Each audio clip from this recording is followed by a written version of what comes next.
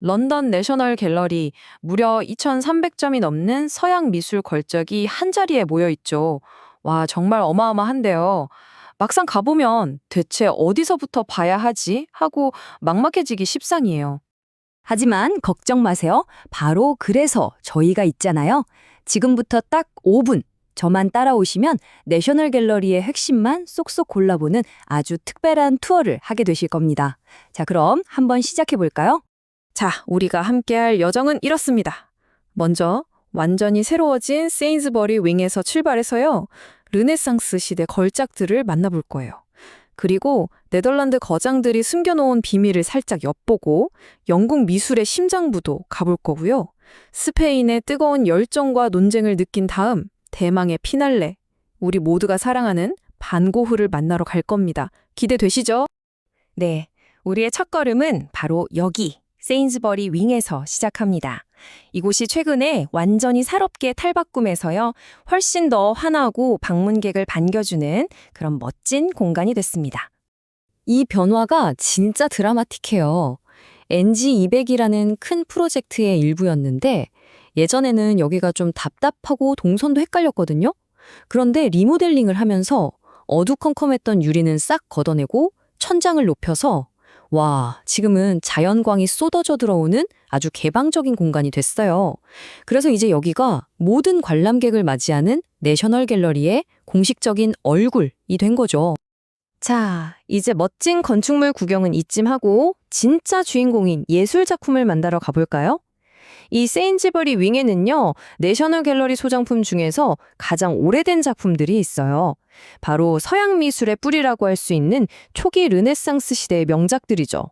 그 중에서도 정말 이건 꼭 보셔야 합니다. 바로 레오나르도 다빈치의 암굴의 성모예요. 다빈치의 천재성을 온몸으로 느낄 수 있는 작품이라 이 세인즈버리 윙에 왔다면 그냥 지나칠 수가 없는 그런 마스터피스입니다. 이 그림 가만히 들여다보면 정말 대단해요.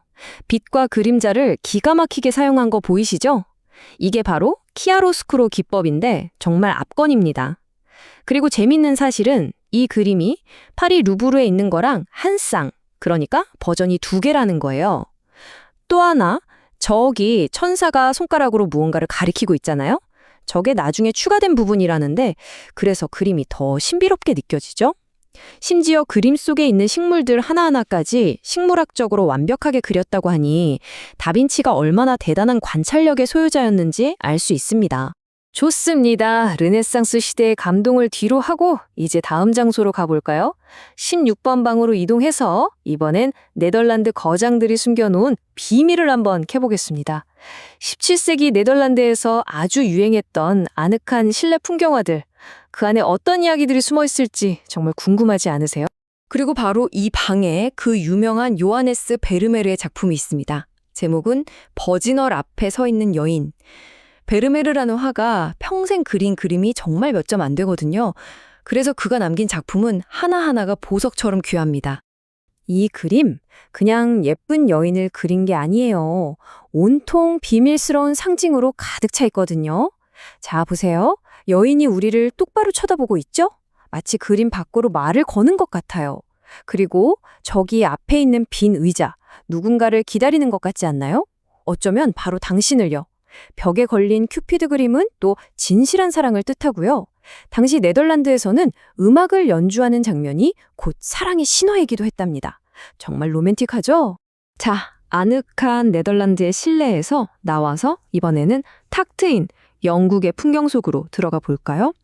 영국 미술의 심장부로 가서 풍경화의 역사를 바꿔놓은 아주 중요한 작품을 만나보겠습니다. 바로 존 컨스터블의 건초마차입니다. 영국 미술 하면 딱 떠오르는 정말 상징적인 그림이죠. 그런데 이거 아세요? 사실 화가 본인은 건초마차라는 제목을 붙인 적이 없대요. 원래 제목은 그냥 풍경, 정오였다고 합니다. 신기하죠? 이 그림이 왜 대단하냐면요. 그냥 아름다운 시골 풍경이 아니기 때문이에요. 컨스터블이 살았던 고향, 서퍽의 한순간을 그대로 포착한 거거든요. 저기 마차가 물속에 들어가 있는 거 보이시죠?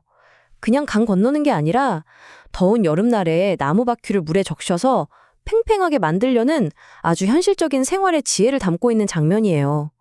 더 놀라운 건 정작 영국 런던에서는 이 그림이 안 팔렸는데 프랑스 파리에서는 금메달까지 받았다는 사실.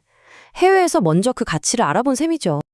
자, 이번엔 분위기를 확 바꿔서 스페인으로 가보겠습니다.